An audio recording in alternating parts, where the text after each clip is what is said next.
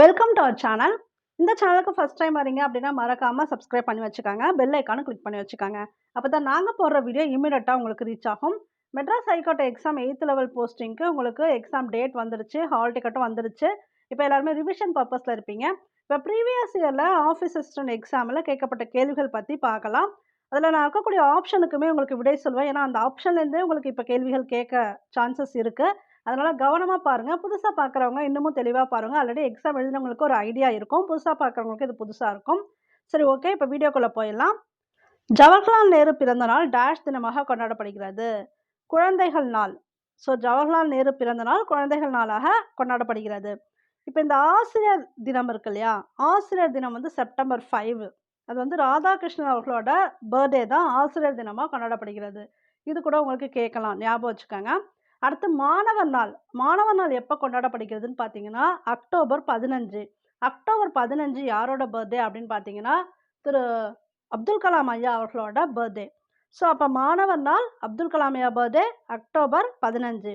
அடுத்து கல்வி வளர்ச்சி நாள். இது வந்து காமராஜர் ஐயாவோட பர்த்டே ஜூலை 15. ஜூலை 15 கல்வி வளர்ச்சி நாள், காமராஜர் ஐயாவோட பர்த்டே.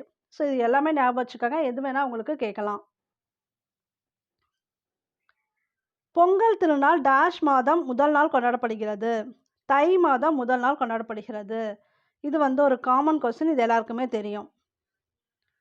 அப்புறம் இப்படி கூட உங்களுக்கு கேட்கலாம். இப்போ மாதங்கள்லாம் குடுத்துட்டு, ஏதாவது டிஃபரெண்ட்டா குடுத்துட்டு, எது வேறுபட்ட ஒன்று தேர்ந்தெடுக்கவும் அப்படின்னு கேட்கலாம். அப்ப திங்கள், நிலவு, மாதம் இது குடுத்துட்டு, ஞாயிறு அப்படின்னு குடுத்துட்டாங்கன்னு வச்சுக்கோங்களேன். அப்ப திங்கள், நிலவு, மாதம் எல்லாமே சேம் பொருள் தான். ஞாயிறு அப்படிங்கிறது சூரியன் அப்படிங்கிற ஒரு பொருள்ல வந்துரும். அப்ப வேறுபட்ட ஒன்று இங்க என்ன? ஞாயிறு. இது போல கேள்விகள் உங்களுக்கு வந்து வரலாம். அடுத்து ஏற்றுமதி என்ற சொல்லுக்கு எதிர்ச்சொல் இறக்குமதி. இது போல எதிர்ச்சொல் தருக அப்படி வரும்.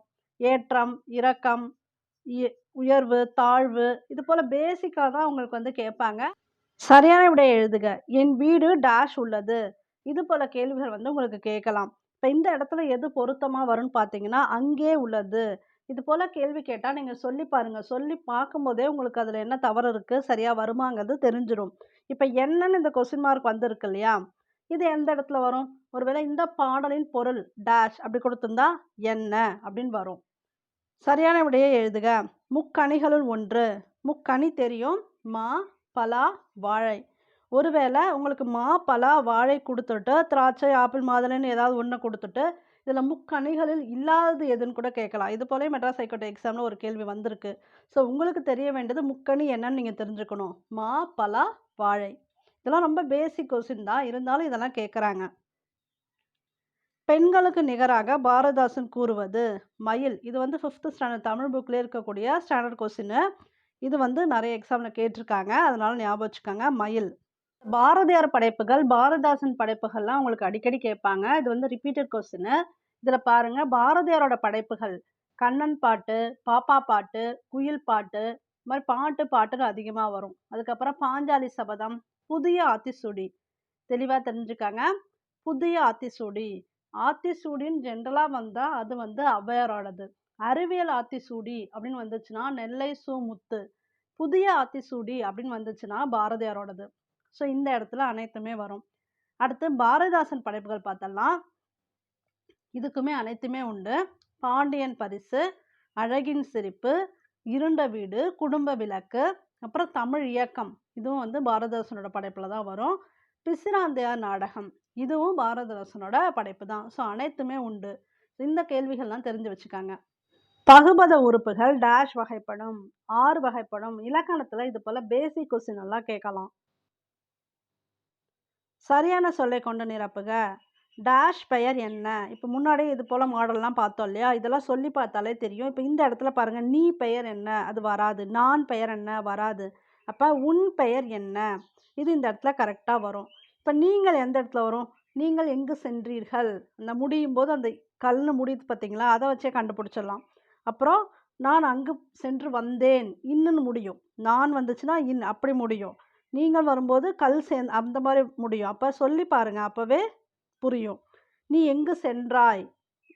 இந்த நீ எங்க வரும்? நீ எங்கு சென்றாய்? இப்ப எங்கு சென்றாய் கொடுத்துட்டு ஒரு டேஷ் கொடுத்தாங்க. நீ எங்கு சென்றாய்? கரெக்டா வரும். பின்வரும் ஓரெழுத்து சொல்லுக்கு பொருள் காண்க. தீ, தீனா நெருப்பு. மொத்தமா பார்த்தீங்கன்னா, உங்களுக்கு தமிழ் புத்தகத்துல குடுத்துருக்கிறது 42 ஓரெழுத்து ஒருமொழி சொல் இருக்கும். அதுக்கு வேணா நீங்க மீனிங் தெரிஞ்சுக்கங்க. உங்களுக்கு டிஎன்பிஎஸ்சி லெவல்ல டெப்த்தெல்லாம் போக மாட்டாங்க. நெறைய ஓரெழுத்து ஒருமொழி இருக்கு. இப்ப டிஎன்பிஎஸ்சில கொஸ்டின் கேட்கும்போதே கேட்டிருந்தாங்க. பவனந்தி முனிவர் சொன்னது, இன்னும் 2 பேர் சொன்னதெல்லாம் சேர்த்து நெறைய ஓரெழுத்து ஒருமொழி இருக்கு. ஆனா உங்களுக்கு கேட்டா இந்த 42ல தான் கேட்பாங்க. மெயினா இந்த 42. அதுல தீ அப்படிங்கிறது நெருப்பு. அந்த வான்லாம் வரும் பாருங்க. மேனா என்ன? அப்புறம் நூனா என்ன? நோனா என்ன? அது போலலாம் படிச்சுக்கங்க. அதெல்லாம் ஈஸியா தான் இருக்கும். உங்களுக்கு படிச்சுக்கிறதுக்கு ஈஸியா இருக்கும். அவங்க கேட்குற கொஸ்டின்ஸுக்கும் ஈஸியா இருக்க மாரி தான் கேட்பாங்க. பூட்டு நகரம் என்று அழைக்கப்படும் நகரம் எது? பூட்டு நகரம் எதுன்னு பார்த்தீங்கன்னா, திண்டுக்கல் தான். அப்ப ஈரோடு எதுக்கு ஃபேமஸு? ஈரோடு பார்த்தீங்கன்னா, மஞ்சளுக்கு ரொம்ப ஃபேமஸு. அப்போ ஒவ்வொரு ஊரோட சிறப்பு தெரிஞ்சுக்கணும். ஏன்னா, உங்களுக்கு இது போல ஒரு கேள்விகள் கண்டிப்பா உண்டு. பத்தமடைனா பாய்க்கு சிறப்பு. இது தமிழ்ல தான் கேட்பாங்கன்னு இல்ல. ஜிகே கொஸ்டின்லயுமே கேட்டுருவாங்க. இப்ப சேலம் பார்த்தீங்கன்னா, மாம்பழத்துக்கு சிறப்பானது. சேலம் மாம்பழம், ஈரோடு மஞ்சள், மதுரை வந்து தூங்கா நகரம். ஸோ, அப்ப ஒவ்வொரு ஊருக்குமே சிறப்பு இருக்கு. இப்ப மதுரைக்கு நெறைய சிறப்பு இருக்கும். ஆனா, தூங்கா நகரம் மெயினு. அப்ப தீப நகரம் எது? திருவண்ணாமலை. அதுபோல உங்களுக்கு ஊரோட ஒவ்வொரு ஊருக்கும் உள்ள சிறப்பு இருக்கு இல்லையா? அது எல்லாத்தையுமே தெரிஞ்சு வச்சுக்கங்க. அதுபோல கொஸ்டின் வந்தா ஈஸி. வித்து என்பதன் பொருள் என்ன? விதை. எப்படினாலும் உங்களுக்கு ஒரு பிரித்து எழுதுக, இல்ல சேர்த்து எழுதுக கேட்கலாம். உங்களுக்கு கொஸ்டின்ஸ் வந்து இப்ப கம்மியா வரும் தமிழ்ல. அதனால உங்களுக்கு ஒண்ணு இப்ப சேர்த்து எழுதுக கேட்கலாம், இல்லன்னா பிரித்து எழுத கேட்கலாம். அதெல்லாம் உங்களுக்கு ஈஸியா தான் கேட்பாங்க. இப்ப பாருங்க, எதிர் ஒலித்தது. எதிர் பிளஸ் ஒலித்தது. அவ்வளோதான். நாம் இனிய சொற்களை பேச வேண்டும். டேஷ் துன்பப்பட நேரிடும். இதெல்லாம் இந்த இணைப்பு சொல். இணைப்பு சொல் சொல்லி பார்த்தாலே புரியும். இல்லையெனில் துன்பப்பட நேரிடும். நூலகத்தில் இருப்பவை டேஷ் ஆகும். நூல்கள் ஆகும். நூலகத்துல நூல்கள் தான் இருக்கும். இதழ்களை குவிப்பதால் பிறக்கும் எழுத்துக்கள். உ, ஊ. இது போல கேள்வி வந்து உங்களுக்கு ரிப்பீட்டடா கேட்குறாங்க. அதனால இந்த இதழ்களை குவிப்பதால் வர எழுத்துக்கள், அப்புறம் வந்து அ அன்னத்துல வந்து நுனி நாக்கு தொடுறதுனால என்ன வருது? இது போல கேள்விகள நீங்க சொல்லி பாருங்க. சொல்லி பார்க்கும்போதே அது எந்த இடத்துல போய் டச் ஆகுதுன்னு உங்களுக்கு தெரியும். ஸோ இது போல கேட்கலாம். இல்லன்னா உங்களுக்கு எழுத்துக்கள் பிறக்கும் இடம் கேட்கலாம். அதாவது வல்லின எழுத்துலாம் எந்த இடத்துலேருந்து பிறக்குது? மெல்லின எழுத்து, இடையின எழுத்து எங்கேருந்து பிறக்குது? ஆயுத எழுத்து எங்கேருந்து பிறக்குது? தலையில பிறக்கும் ஆயுத எழுத்துலாம். ஸோ ஒவ்வொரு எழுத்துக்களும் ஒரு சில இடங்கள்லேருந்து பிறக்கும். இதெல்லாம் வந்து நான் உங்களுக்கு ஸ்டடி மெட்டீரியல் புக்ல தெளிவா குடுத்துருக்கேன். எல்லாமே குடுத்துருக்கேன். அது படிச்சாலே போதுமானது. அப்ப அதுபோல ஒரு கேள்வி வந்து கேட்கறதுக்கு வாய்ப்பு இருக்கு. ஒலி மரபு. இதுவும் கேட்கலாம். குயில் வந்து கூவும். இப்ப முக்கியமாவே ரொம்ப கம்மியா தான் குடுத்துருப்பாங்க தமிழ் புக்லயே. இப்ப காகம் பார்த்தீங்கன்னா கரையும். கிளி பேசும். கிளி தான் பேசும். குயில் கூவும். எது கத்தும்னா ஆடு கத்தும். பசு வந்து கதறும். தெளிவா தெரிஞ்சுக்கங்க. பசு கதறும். ஆடு கத்தும். குயில் கூவும். கிளி பேசும். காகம் கரையும். ஆந்தை அலறும். இதுவுமே புத்தகத்துல இருக்கு. ஃபுல்லாவே படிச்சிடுங்க. இதுலேருந்து ஒரு கேள்வி வரலாம். உடல் நலம் என்பது டேஷ் இல்லாமல் வாழ்தல் ஆகும். பிணி. பிணினா நோய். அப்புறம் இதே போல ஒரு கேள்வி இருக்கு. உடல் நோய்க்கு மருந்து தேவை. மருந்து அப்படிங்கிறது ஔடதம் அப்படின்னு சொல்லலாம். இது வந்து தமிழ் புத்தகத்திலே இருக்கக்கூடியது. உடல் நோய்க்கு டேஷ் தேவைன்னு கொடுத்துடலாம். ஔடதம் மருந்து. இது வந்து இப்போ டிஎன்எஸ்டிசி டிரைவர் எக்ஸாமில் கேட்டிருந்தாங்க. ஏன்னா சில கொஸ்டின்ஸ் வந்து மாறி மாறி கூட கேட்குறாங்க இல்லையா? அதனால் அதையும் சொல்லிடுறேன், ஞாபகம் வச்சுக்காங்க. வேற்றுமை உருபு டேஷ் வகைப்படும். இந்த கேள்வி வந்து கொஞ்சம் கிரிட்டிக்கலான கொஸ்டின் தான். அதுக்கான விடையிலே அவங்க மாத்தல. வேற்றுமை வந்து எத்தனை வகைப்படும்னா 8 வகைப்படும். உருபு நீங்க கொடுக்கக்கூடாது. வேற்றுமை 8 வகையான வேற்றுமை இருக்கு. இதுல முதல் வேற்றுமைக்கும், கடைசி வேற்றுமைக்கும் உங்களுக்கு வேற்றுமை உருபு கிடையாது. சரிங்களா? அத தெரிஞ்சுக்கங்க. மத்த இடையில இருக்கக்கூடிய எல்லாத்துக்குமே வேற்றுமை உருபு இருக்கு. அது நெறைய டைப்ஸ் இருக்கு. ரொம்ப டெப்த்தா போலனாலும் இது தெரிஞ்சுக்கங்க. 8 டைப் ஆஃப் வேற்றுமை இருக்கு. பின்வருவனவற்றுள் எது இனிப்பு சுவை உடையது? தேன். இதெல்லாம் ஈஸி தான். புளிப்புனா எது? அதுபோல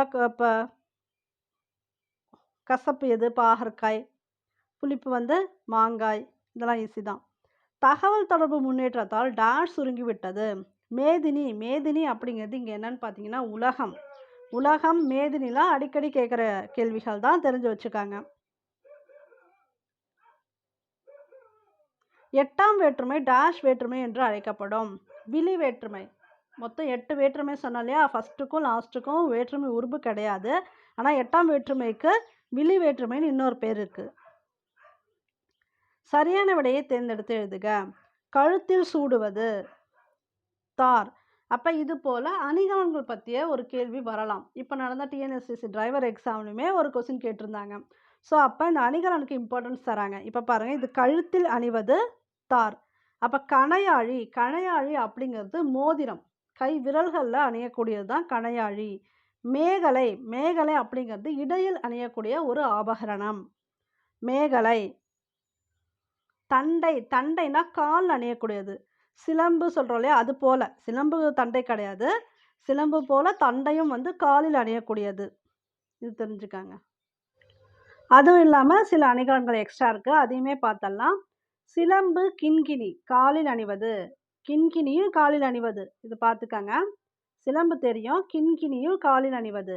அரைநான், அரைநான் கயிறு, அதுதான் இப்போ அருணா கயிறு அப்படின்னு பேச்சு வழக்கில் மாறிடுச்சு. இடையில் அணிவது. மேகலை, அரைநான் இதெல்லாம் இடையில் அணிவது. சுட்டி, நெத்தி சுட்டி சொல்கிறோம் இல்லையா, நெற்றியில் அணிவது, அதுதான் சுட்டி. குண்டலம், குழை. குண்டலம் வந்து காதில் அணிவது, குழையும் வந்து காதில் அணிவது தான்.